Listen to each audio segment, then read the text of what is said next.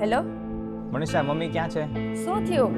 અરે તું ખાલી કે ને મમ્મી ક્યાં છે એમ. ક્યારનો હું ફોન કરું છું, ફોન જ નથી ઉપાડતા. મમ્મી તો ઘરમાં જ છે, પણ થયું છે શું? પાક્કું ઘરે જ છે ને? અરે હા, ઘરમાં જ છે. હવે એક કામ કર, તું એમને રૂમમાં જા અને જોઈ આવ કે બધું બરોબર છે ને, અથવા તો એમને બોલાવ અહીંયા. અરે શું થયું છે? એ તું બધું મૂક ને પછી વાત કરજે. પહેલા તું મમ્મીને છે ને બોલાવ અને પૂછી લે કે બધું બરોબર છે ને. અરે મમ્મી બરાબર જ છે અને કાંઈ નથી થયું. અરે મનીષા, ખાલી હું તને કહું એટલું કર ને. મારી હાથ તો એકવાર તું એમને બોલાવ અને પૂછી લે બધું બરોબર છે ને એમ. હા, વાંધો નહીં, 1 મિનિટ રહ્યો. Mummy, mummy. શું થયું મનીષા? હા મમ્મી મારી સામે જ છે, કાંઈ નથી થયું એને. સારું, કાંઈ વાંધો નહીં, હાલો રાત્રે આવીને વાત કરું.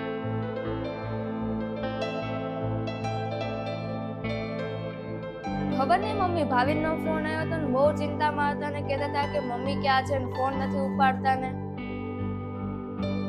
ખબર નહીં આવું કેમ કહેતા હતા. હા કાંઈ વાંધો નહીં.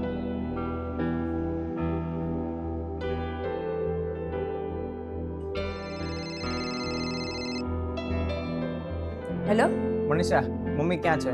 અહીંયા જ છે, મારી સામે જ છે. તો પણ એ ફોન કેમ નથી ઉપાડતા? હું ક્યારનો વારે વારે ફોન કર્યા કરું છું. અરે પણ થયું છે શું? એક કામ કર, તું ફોન દે અને મારી વાત કરાવ. મમ્મી, ભાવિનનો ફોન છે. હેલો. અરે મમ્મી, ફોન ક્યાં છે તમારો? હા, મારો ફોન તો ચાર્જિંગમાં મૂક્યો છે મેં. મમ્મી, તમને ખબર છે ને કે હું ઓફિસે આવ્યા પછી ગમે ત્યારે એકવાર તો હું ફોન કરું જ છું તમને. તો તમને ખબર કેમ નથી પડતી? ફોન કેમ નથી ઉપાડતા? સોરી, હવેથી ધ્યાન રાખીશ હો. કાંઈ વાંધો નહીં, પણ હું કેટલો ચિંતામાં હતો અહીંયા. ફોન ઉપર ફોન કરતો હતો હું તમને. કાંઈ નહીં, હું તો અહીંયા જ છું મનીષા, અરે રસોડામાં. હા, તમે ચિંતા ન કર. સારું, વાંધો નહીં, સાંજે આવીને વાત કરું. હા હા, હવેથી મારી હારે ફોન રાખીશ. એ હા, વાંધો નહીં. અને ધ્યાન રાખજો હવે તમારું.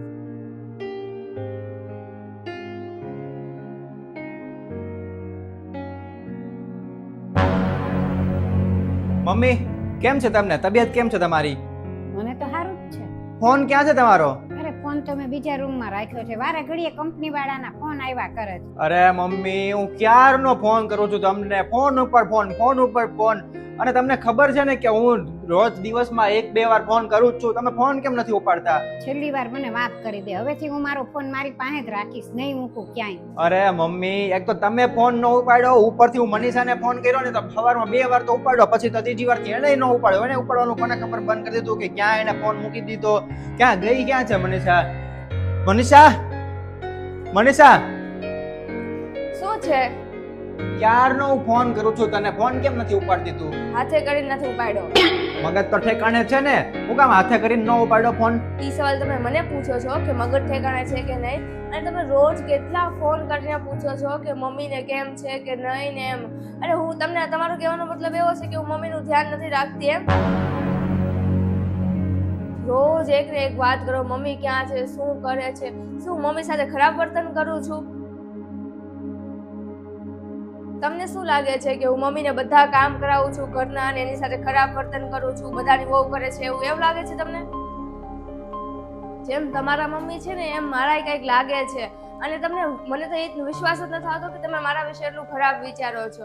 અને રોજ તમે ફોન કરો છો કે મમ્મી ક્યાં છે, મમ્મી કેમ છે, શું છે. તો તમે કોઈ દિવસ મારા વિશે પૂછ્યું કે હું કેમ છું?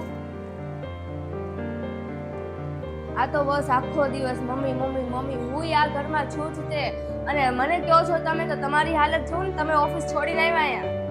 એવી કોઈ વાત નથી મનીષા, પણ તને નથી ખબર કે આ ભાવિન કેમ ચિંતા કરે છે કોઈ ફોન ન ઉપાડે ત્યારે. અને આ ભાવિનના પપ્પા હતા ને, જીવતા હતા ને, ત્યારે જ્યારે ભાવિન બહાર જાય ને ત્યારે થોડી વાર એના પપ્પા એને ફોન કર્યા કરે. પણ આની એવી ખરાબ આદત છે ને કે એ કોઈનો ફોન ન ઉપાડે. અને એના પપ્પા વારા ઘડીએ ફોન કર્યા કરે કે તું ઓફિસે પહોંચ્યો કે નહીં, તે સમયસર જમી લીધું કે નહીં, તને સારું છે કે નહીં, એમ ફોન કરીને પૂછ્યા કરે. પણ આ ફોન ઉપાડે નહીં. અને એકવાર ભાવીને છે ને ફોન કરીને સામેથી કીધું કે તમે મને વારા ઘડીએ હું કામ ફોન કર્યા કરો છો, પહોંચ્યો કે નહીં, ખાધું કે નહીં, એવું બધું હું કામને પૂછ્યા કરો છો. અને એકવાર એવું થયું ને કે એના પપ્પા બીમાર પડ્યા, તો પછી મેં ફોન કર્યો. કેટલી વાર ફોન કર્યો, 5 મિનિટે 10 મિનિટે એના પપ્પાએ વચ્ચે ફોન કર્યા, પણ એને ઉપાડ્યા જ નહીં. અને આમાં હતા એના પપ્પા છે ને ગયા. અને પછી ઓફિસેથી આવ્યો ને ત્યારે જોયું એને કે પપ્પા તો નથી રહ્યા. તો એને એટલો આઘાત લાગ્યો ને, અને એટલો રોવા માંડ્યો ને એને એમ જ તે કીધું કે આ બધી ઘટના જે બની એની પાછળ જવાબદાર હું જ છું. અને એમ કહેતો રહ્યો કે જો મેં એકવાર ફોન ઉપાડ્યો હોત ને તો હું ગમે એમ કરીને થોડો ઘણો ઈલાજ કરીને મારા પપ્પાને બચાવે. અને બસ એટલે જ તે જ્યારે ઘરેથી બહાર જાય ને એટલે બધાને ફોન કર્યા કરે, તમે કેમ છો, તમે કેમ છો, તમે કેમ છો. અને જો કોઈ ફોન ન ઉપાડે તો એ ખૂબ ચિંતામાં પડી જાય. અને એટલે જ વારા ઘડીએ ફોન કર્યા કરે છે. પણ તારે ખોટું ન લગાડવું, એ તને એટલો જ પ્રેમ કરે છે અને તારા હાટું થઈને એ કેટલી ચિંતા કરે છે. અને ભાવિન મને માફ કરી દેજે. હવેથી જ્યારે તું ફોન કરીશ ને ત્યારે હું તરત જ તે ફોન ઉપાડીશ અને ફોન 24 કલાક મારી પાસે જ રાખીશ, ક્યાંય અડવડો નહીં મૂકું.